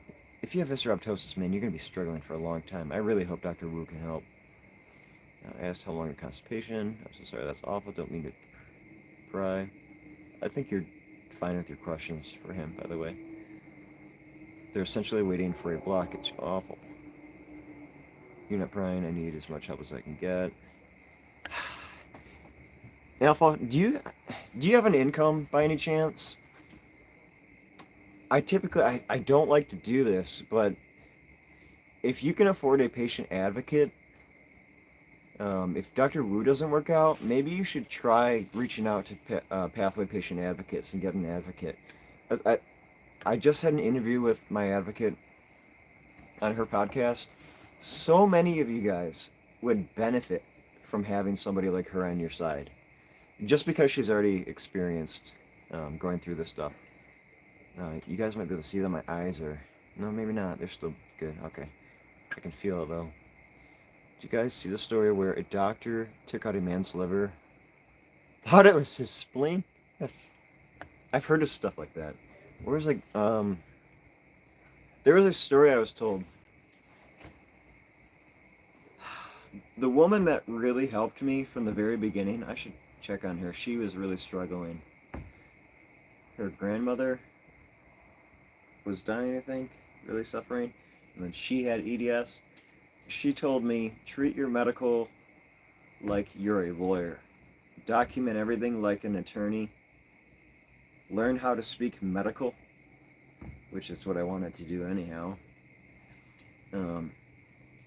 She said she was in the hospital with her colon collapsed, and a poor girl next to her, I forget how old she was very young, and her colon was twisted, and the doctors missed it, and the girl died. Over a twisted colon, how do you miss something like that? I don't know how they miss stuff like this, guys, to be honest with you. I need to get ready for bed here soon, probably. You're not prying. I need as much help as I can get. Alpha, if you can afford it, I really don't know what your finances are like. Reach out to Elena, Pathway Patient Advocates. and maybe just do a consult and see if she thinks she can try and look around for you. Um, like I was saying earlier, some of you guys are, I guess you can treat your medical like a cold call businessman. Just cold call these hospitals and doctors. Otherwise, if you're really struggling, Elena's got so much experience in this stuff. If you had her just doing 2 hours a month of calling and research, a lot of stuff should, on occasion, will be superficial. It's just by accident, happenstance. And she's pretty good, though. While she's doing her work, you can do your own work, too, in the social media groups and everything else, to keep looking for help. So then you've got two sets of people looking for your situation. And then not only that, Elena would do a medical summary. You can hire her for just a medical summary. I think you can still do that. I think 90% of you guys should at least get a medical summary done. And then take that to an attorney. Let me see. Sounds like you need a completely different medical team or two. Yeah, that's pretty much what I'm saying here. Oh yeah, the story of the doctor that took the man's liver. Wasn't there a... That's a celebrity joke. I maybe shouldn't mention that. I'm not going to. It's funny. Consider a different major hospital. Yeah, I would agree. Constipation lasted 2 weeks when my colon first came down. After that, the constipation comes and goes. Your story sounds identical to everybody I've heard. Now still keeps building up in my ascending colon. Yes, I have an income. American for-profit healthcare is a scam. The problem is, it doesn't seem to matter where you are. The system's really diabolical. Except the European side. They are really strict with the food and the pharmaceuticals. Very strict. Alpha, if you're having a hard time calling, maybe it's stress or something, I'd say pretty much everybody I've met that's had a hard time, like there's a girl that has become a friend of mine. I hate saying girl, a young woman that's become a friend of mine. And she has median arcuate ligament syndrome, which she didn't realize she had. But I had to encourage her to reach out to doctors to find out that she has it. Technically, her diagnosis right now is low riding diaphragm. But her compression rate is at 200. It's like 198 of the artery. And I think that's about what mine was, which was Maltz. But she was so stressed, especially women, they get so stressed and overwhelmed that they can't make the right calls, and then this in general, you give up. Or a lot of time goes by, which is what happens to me, but I'm really sick. Typically, I'm a hustler. My friends know that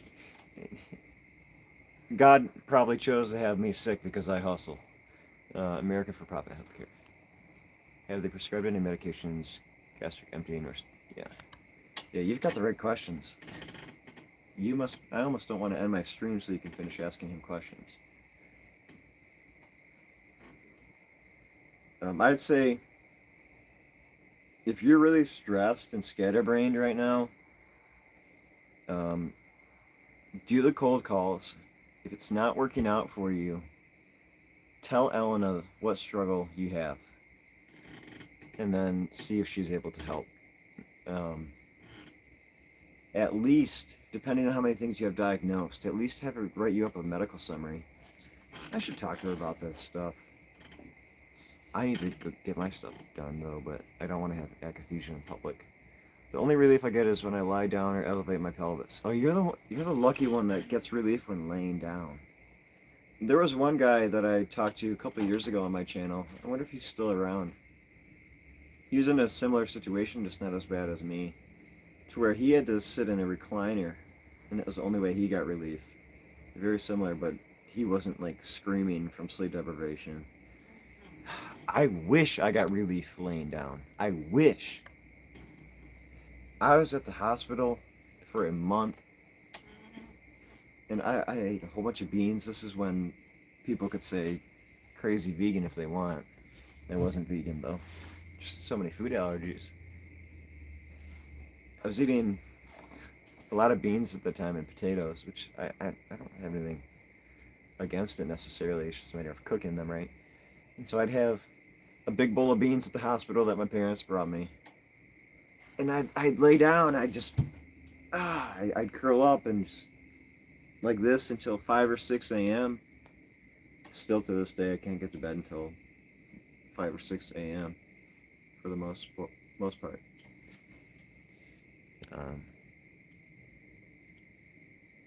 I more so respect the chat than I do my own speaking. But yeah, you getting relief while laying down is almost a blessing. Seriously, I know it's not going to feel like it, but I would aggressively seek alternative medical care elsewhere. Research specialists, call and explain your concerns and make appointments. What's your name? I can't read it. The text on YouTube Live is so small.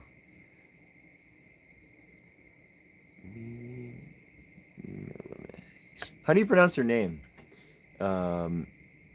Me Millimims?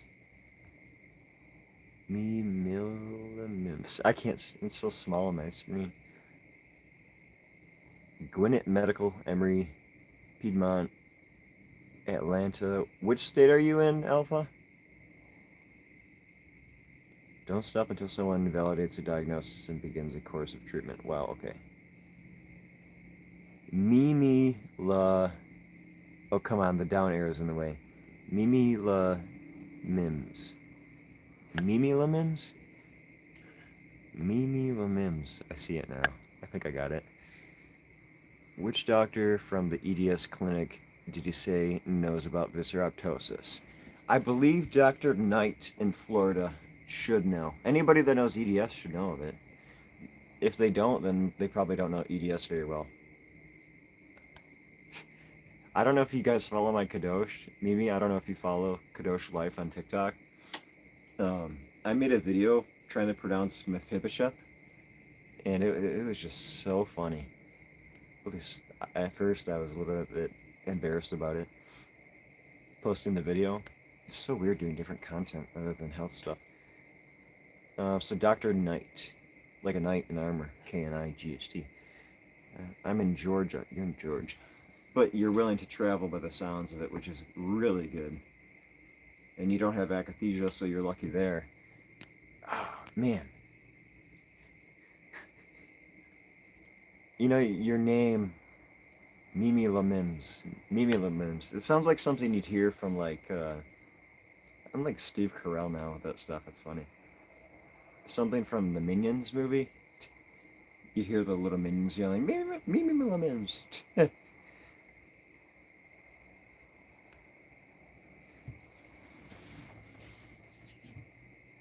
Yeah. Alpha, so... Oh, no. Oh, no. I don't even know how old everybody is in here. Not the Minions. You know, I loved the Minions movie a long time ago. And then one day, the Holy Spirit had to ruin it for me. He woke me up to the fact that they're criminals. I never noticed that the Minions movie is about criminals. And I just, you know, like when I watched movies all my life, it was just to zone out and just relax. And so, like, my brother's an animator, and we always loved cartoons and everything. And so I'm sure he did the same. I mean, pretty much everybody is. We would just watch the shows and dissociate to the cartoons and the noises and stuff. But then I started paying attention to the movies more. They're Satan's minions, dude. Yeah. I didn't realize that the movie was about criminals. I went to watch it. This was like 6 months ago. Finally started listening and sort of watching movies again. Because I've been having moments like this where I can because I got away from the psychopathic psychiatrist. And literally a kids movie, a PG kids movie, Is this Minions 2? They literally hold up a gun and rob somebody's car. Or no, they robbed a bank in the Minions movie. And I was so mad. I was so mad. I'm like, you serious? I don't even want to watch this. As a young adult, I can't watch this. I'm like, I wouldn't even let kids watch this. And then I got really mad. And I remember praying to God about being how angry I was. I'm like, this was such a good movie. The Minion thing is hilarious. I'm like, I was 3D printing Minions, and my friend and I used to make jokes about Minions, and then to find out later that it's literally just the most criminal thing ever. Some of it's fine, I guess. It's whatever. Uh, Although if you're willing to not watch it, and so Jesus doesn't have to pay for it, that'd be great. It's low-key programming our kids what happened to wholesome living stuff. Like Free Willy, yeah. Free hashtag Free Willy. You know, there's a TV show I was watching called Quantum Leap. I was when I had my YouTube channel in the beginning, I was a new ager. Really into ufology and sci-fi and time travel and electromagnetism and anti-gravitics and all that. And where's it going with this? Oh, and so there was so watch like Doctor Who and Stargate Atlantis. Can't remember all the other ones right now. I'm so fatigued it hurts to think about. But I'd watch that stuff, right? And so a few months ago, not very long ago, I went to watch Quantum Leap. It sounded so cool. And so I went to watch this new Quantum Leap, right? And I'm like, oh, this is interesting. The guy just time traveled into somebody's body. And it's like now changing time through somebody else to fix their problems. I'm like, that's a really cool story. I'm like, that's awesome. And so I got obsessed with that for a minute. And then out of the blue, there's a transvestite guy in it. Just casually, like it's no big deal. I'm like, are you serious? And then I got mad and I'm like, I can't watch this. I'm like, these medications have me hypnotized enough. I'm trying to, as the scripture says, sacred scripture says, above all else, guard your heart. Everything you do flows from it, right? So, literally, guarded my heart, turned the show off, got upset, didn't know what to do, what to watch, because I love television, wanted to be an actor. It's just part of why I actually, some of you guys don't know, some of my YouTube experience was on a comedy channel. A friend of mine passed away that I was doing comedy with. He actually was a SAG-AFTRA actor. He has some health issues that I couldn't figure out, unfortunately.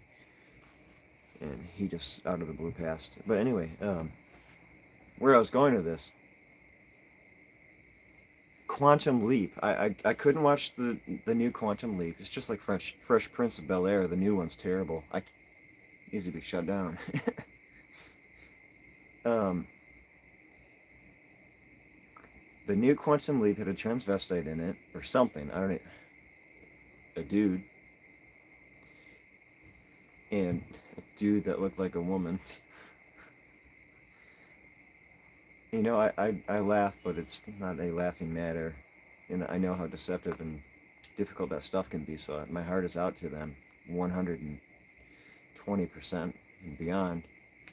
So much compassion for the lies Satan has poured into their hearts. But I turned off Quantum Leap. Didn't know what else to watch. It just took me 10 minutes to explain this. This is funny. And as I'm scrolling, I found the old Quantum Leap. And I'm like, yes, I know it's going to work. Like, this one's filmed in like the 80s. It will be not as bad. So I started watching the old Quantum Leap. The guy literally starts, his name's like Sam Beckett in the movie. Al was my sister's favorite character. Yes, you know exactly what I'm talking about. Yes, I know. I'm so glad you guys know what I'm talking about. I was watching Sam Beckett travel in time to the past, I want to tear up. It was such a good show. I had to skip like 70% of it. But anyway, travels in the past into other people's bodies, which the Holy Spirit would never allow. This was an interesting story. I should say this. I was watching that show. It could just because the writers, nothing new under the sun, so their ideas were like ours. The hologram guy. I know Al was awesome. I'll talk about Al in a second if I can, if I remember. While I was watching Quantum Leap, the old version, just really good. I could watch it again, over and over. It's like one of those shows to where you would literally cry when it ends because you don't want it to end because it's such a good show. I started thinking about how he was time traveling in people's bodies. And I'm like, well, the Holy Spirit wouldn't allow somebody to enter somebody else's body like that.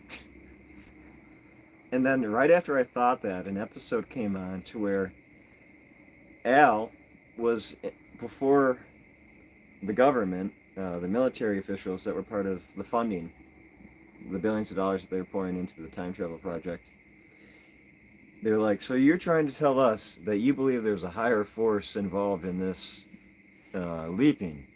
He's like, I believe it's God, yes. You guys know what I'm talking about, right?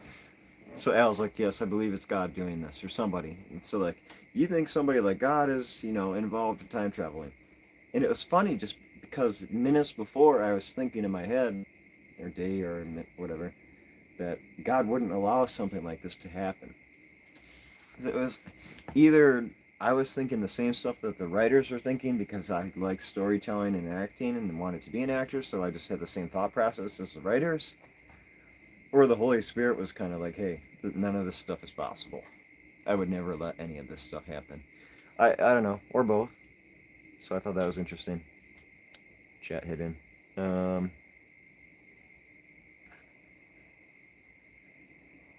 Al was my sister's favorite character, the hologram guy, yeah. And then it used to show on Sci-Fi Channel. Really? I didn't know that. They changed. I remember when they changed the spelling of sci-fi. They shortened it. I don't know why they did that. One thing I liked about Quantum Leap, I skipped through a lot of it because of the akathisia, and I just, in general, as a Christian, I don't want to get involved in, was the, it's funny how this video was about cervical instability.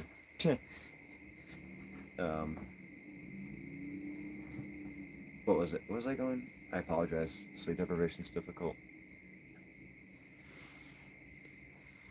Pathway Patient Advocates is my patient advocate, and I can publicly talk about her now without any concerns. The only issue is she's very, very expensive. Very, very expensive. And so I'm sure she'll do a consult with you, and you can talk to her, and she'll probably say that, yeah, she can help you. God is always the big Q with quantum theory, but I don't believe they are mutually exclusive. Yeah.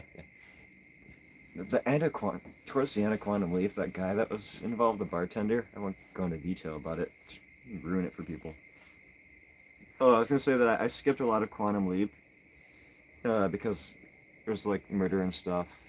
I think Elena was 2000 to start, which isn't necessarily bad,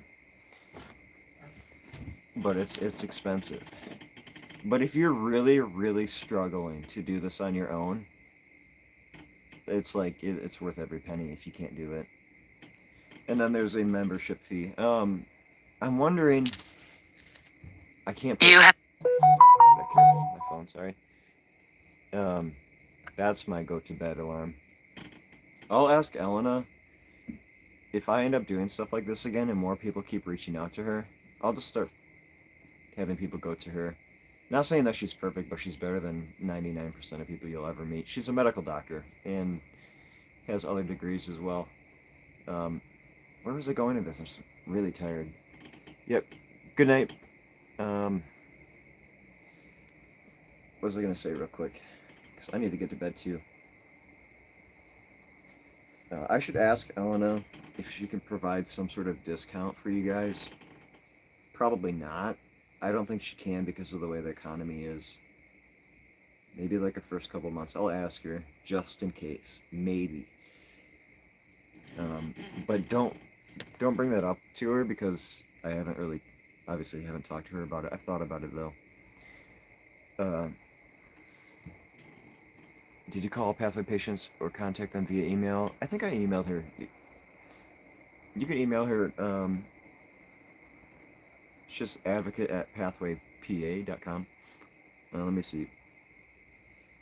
Pathway patient advocates. So she does anywhere pretty much in the world. I keep forgetting what I was going to say. Oh yeah. If you're struggling so bad that you can't even get appointments in for whatever reason, whether it be stress or you just can't figure things out, I'd ask Elena to see if she's an option. Like maybe you see her for like 6 months to a year so you can just breathe a little, and then that way you don't feel pressed to have to figure everything out on your own. And then since she's a doctor, she's doing what a doctor is supposed to do. That's all she's doing, by the way. As a patient advocate, she's doing nothing different than what a real doctor should be doing. Is finding specialists. Pathway patient advocates. Yeah, actually, I don't know. You could say Brandon's health journey was mentioning to see if Elena could help with something like this, just in case. And then explain what you've been struggling with, like if you've been anxious or something. I don't know what it is. But I've been anxious, I've been trying to do this on my own, and I just can't do it. Maybe you need help making phone calls, whatever it may be. Do that. Just tell her what you're going through. She's going to listen to you. Now, obviously, like, don't, like, be an emotional wreck and, well, I mean, if you're an emotional wreck, then be one. Just don't end up in a hospital. Speaking of Al, before I go to bed, I'm going to watch TV now. This is frustrating. I had to pick YouTube over TV. Which is fine, because it sounds like you guys might have gotten something out of this. Al was a womanizer in the movie, the TV show. And then remember when he got sat down with that older lady? I missed some of the episode because it was just too graphic. I had to skip it. And she was calling him out for being a womanizer. It's so awesome that you guys watch this show. But there was one woman that he genuinely loved. And they traveled back to see her. And I remember him dancing with her, but she couldn't see him, and he was just devastated. I can relate to stuff like that. I can relate to him. To that. He said, there was only one woman I ever loved. Oops. My live just cut out for a second here. Yeah, so Al said, there's only one woman I ever loved, and boy, my mom doesn't understand TV, so she won't get it. And then Sam Beckett saved the day with that one. Did you call Pathway? Yeah, so just send them an email. She should respond really quick. The medical system's really difficult to navigate. Mainly because you're just making phone calls all the time, and then you're trying to like sift through somebody that's a narcissist as a doctor, not believing you about your health stuff, or they don't see it and then they just put their hands up. And then sometimes you have to have an authoritative personality but respectful at the same time. Like there was a book, I don't know if I don't know, I'd have to read it again to make sure it's safe. There's a book called How to Win Friends and Influence People. And my mentor read it, so it might be okay. Still no authority to approve of the book without checking it. There's like an etiquette you have to learn to be able to get through to people. Yeah, her medical summaries are good. I had a woman, though, the woman that taught me all this from the beginning, uh, she said that she no longer needed her advocate. But unfortunately, since I have akathisia, I have to have an advocate, or else I'm a dead man. Absolutely dead. But I get distracted so easy. I guess it's because I'm tired. It's been almost 3 hours of talking. Anyway, I guess I'm tired. I should probably get back to bed. Hopefully not have akathisia. Oh, the narcissistic doctors. You got the doctors that, like, you know... Okay, the book How to Win Friends and Influence People. There's like a way you've got to learn how to communicate to where their authority is respected, but your authority as a human being and your intelligence is also respected. It's funny enough, that's actually my mom. She's agreeing. I hope you do another session. This was helpful. Thank you so much. Like I said, you're more important than you think. Well, that's good. I appreciate it, honestly. I'm just happy that I'm not the only one that's watched Quantum Leap. And I hope I didn't offend anybody about the new one. Well, I mean, if I did, I'd say I'm sorry, but you're gonna have to take it up with God. It's not me. Just want us to be normal. So, if anybody got offended about the new Quantum Leap and what I said, that's God's ordeal and it's sin. I just have to obey Him to the best of my ability. But yeah, if I'll do another stream sometime, I have no idea when, because my health is so messed up. But now that I think about it, the live streams might be easier for me because I'm forced to speak properly. So when I'm holding a camera, I'm like, oh, let's do that again. And then I make another mistake, and I'm like, oh, I gotta... Which is useful in a vlog, because that vlog I did is helpful. Anyway, maybe I'll do live streams and just explain things. It's not a bad idea. And then, if you reach out to Elena, let me know. I'm assuming you already reached out to her. She's super expensive, though. That's what I don't like about it. But, there's so many people that I have met that I wish could have worked with her or somebody else.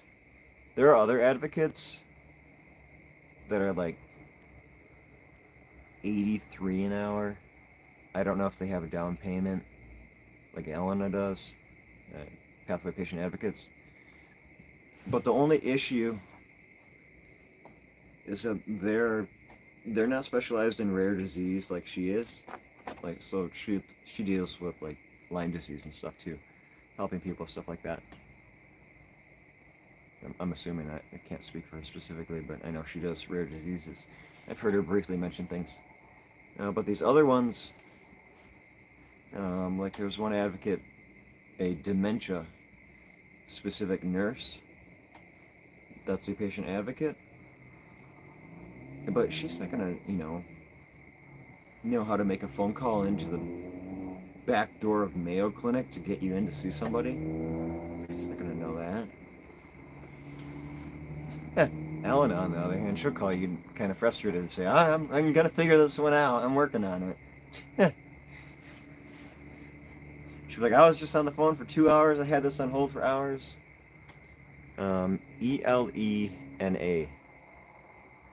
Her name is spelled Elena. Elena. Spelled like Elena, but Elena. I hate to say it, I always feel bad for the cost, but when you're disabled, it's worth it, I think. Anyway, I think I'm gonna go, I wish there was more Quantum Leap to watch. I gotta get to bed here now. I don't want to, but if I keep talking, my brain's going to... Yep, Elena. You got it. If I keep talking, my brain's not going to serve me very well. I had akathisia, so I'm able to keep talking right now. yeah, so I'll be around. Maybe I'll leave this live stream open. See if anybody watches it. Did I even finish the story about my neck? Long story short with my neck. My neck is broke. I've got a neck collar that Indiana doctor wants me to use. I never know if I should mention names. It's probably okay.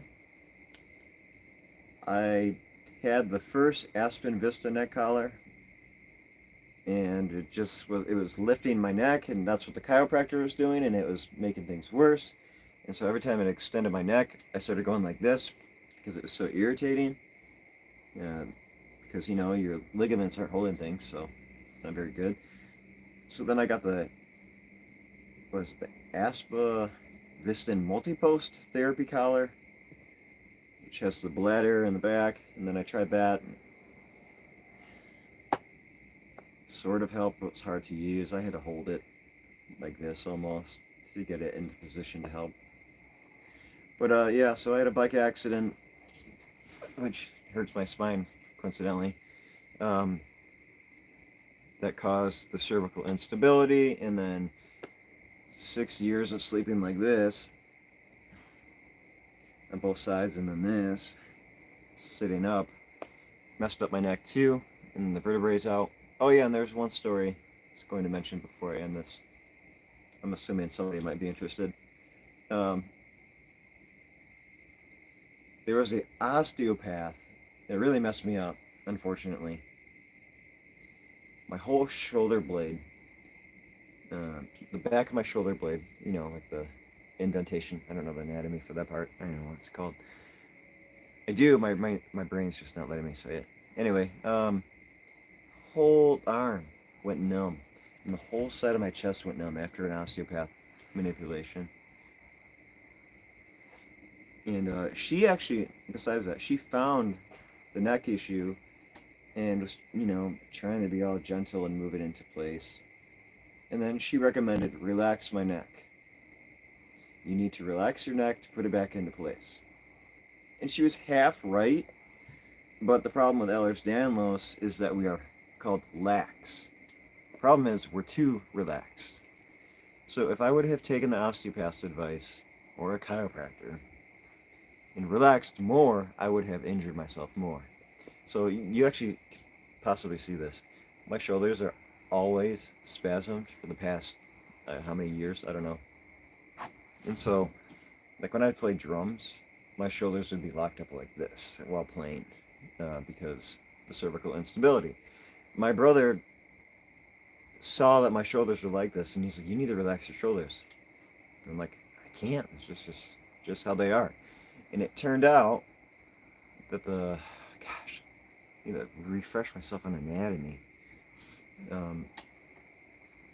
The muscles in my shoulder were actually pushing the vertebrae and holding everything in place where they were weak. Anyway, we should all probably go to bed. I'm assuming it's late for you as well. 11:14. Let's all get some sleep. I hope Ellen was able to help. Maybe worst case scenario, she can at least give you some brief advice. And depending, I would find out. I could check really quick. Let me check really quick for you.